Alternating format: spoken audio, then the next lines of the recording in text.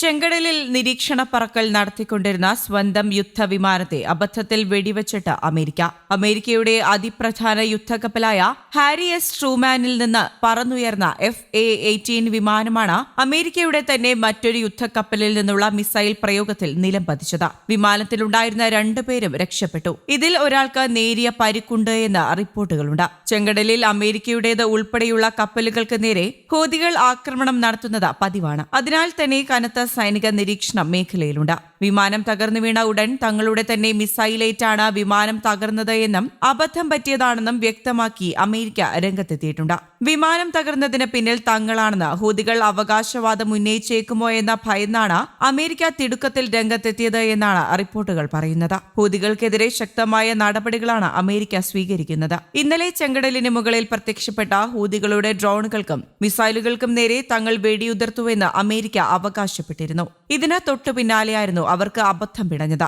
സനയിലെ commanding missile സംഭരണ കേന്ദ്രങ്ങൾ എന്നിവ ആക്രമിച്ചതായും അമേരിക്ക അവകാശപ്പെട്ടിരുന്നു. ഇറാന്റെ പിന്തുണയോടെയാണ് ഹൂതികൾ ചെങ്കടലിൽ കപ്പലുകൾക്ക് നേരെ ആക്രമണം നടത്തുന്നത് എന്നാണ് അമേരിക്ക ആരോപിക്കുന്നത്. ഇത് ഇറാൻ നിഷേധിച്ചിട്ടുമുണ്ട്. കപ്പലുകൾക്ക് നേരെയുള്ള ആക്രമണങ്ങൾ കൂടിയതോടെ 20ഓളം രാജ്യങ്ങൾ ചേർന്ന പ്രതിരോധ സഖ്യത്തെയും രൂപീകരിച്ചിട്ടുണ്ട്. ആക്രമണം കടുത്തതോടെ ഇതുവഴിയുള്ള ചരക്കുനീക്കം പല ഷിപ്പിംഗ് കമ്പനികളും ഒഴിവാക്കിയിട്ടുണ്ട്. യമനിലെ ഹൂതി വിമതർ ഇസ്രയേൽ തലസ്ഥാനമായ ടെൽ അവീവിൽ മിസൈൽ ആക്രമണം നടത്തിയതിന് പിന്നാലെ യമനിലെ സനയിലേക്ക് അമേരിക്ക മിസൈൽ ആക്രമണം നടത്തിയതും വാർത്തകളിൽ ഇടം പിടിച്ചിരുന്നു. ഹൂതികൾ വിക്ഷേപിച്ച മിസൈൽ ടെൽ അവീവിൽ പതിക്കുകയും 16 പേർക്ക് പരിക്കേൽക്കുകയും ചെയ്തതിന് പിന്നാലെയാണ് അമേരിക്ക ഇത്തരമൊരു ആക്രമണമായി രംഗത്തെത്തിയത്. ഹൂതികളുടെ ആയുധ സംഭരണ കേന്ദ്രങ്ങളെ ലക്ഷ്യമാക്കിയാണ് ആക്രമണം നടത്തിയത്. ചെങ്കടലിന് മുകളിലൂടെ നിരവധി ഹൂതി ഡ്രോണുകളെയും ചരക്കു കപ്പലുകളെ ലക്ഷ്യമാക്കിയുള്ള ക്രൂയിസ് മിസൈലുകളെയും അമേരിക്കൻ സേന തകർത്തതായി വാർത്താ ഏജൻസികൾ റിപ്പോർട്ട് ചെയ്തു. ടെൽ അവീവിലേക്ക് ഹൂതി വിമതർ നടത്തിയ ആക്രമണത്തെ തടയാൻ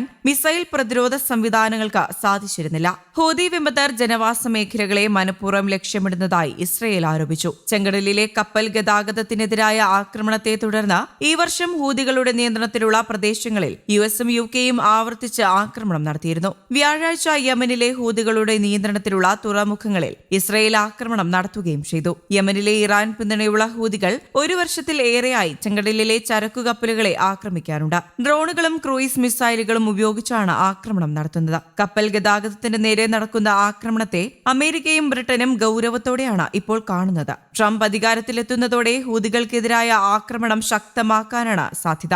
കഴിഞ്ഞ ദിവസമാണ് ഹൂതികൾ ഇസ്രയേലിന് നേരെ ഹൈപ്പർസോണിക് മിസൈൽ പ്രയോഗിച്ചത്. ടെൽ അവീവിനടുത്തുള്ള അധിനിവേശ റഫയിലെ 2 സൈനിക ലക്ഷ്യങ്ങൾ ആക്രമിച്ചതായി ഹൂതി സൈനിക വക്താവ് അവകാശപ്പെട്ടിരുന്നു. ഈ പ്രസ്താവനയ്ക്ക് പിന്നാലെയാണ് ചെങ്കടൽ തുറമുഖ പട്ടണമായ ഹുദൈദയിൽ പവർ സ്റ്റേഷനുകൾ, എണ്ണ കേന്ദ്രങ്ങൾ, തുറമുഖം എന്നിവിടങ്ങളിൽ ഇസ്രയേൽ ബോംബിട്ടത്. യമന്റെ തലസ്ഥാനമായ സനയിലും തുറമുഖ നഗരമായ ഹുദൈദയിലും ഇസ്രയേൽ തുടരെ ആക്രമണം നടത്തി. News desk Kerala Kaumudi.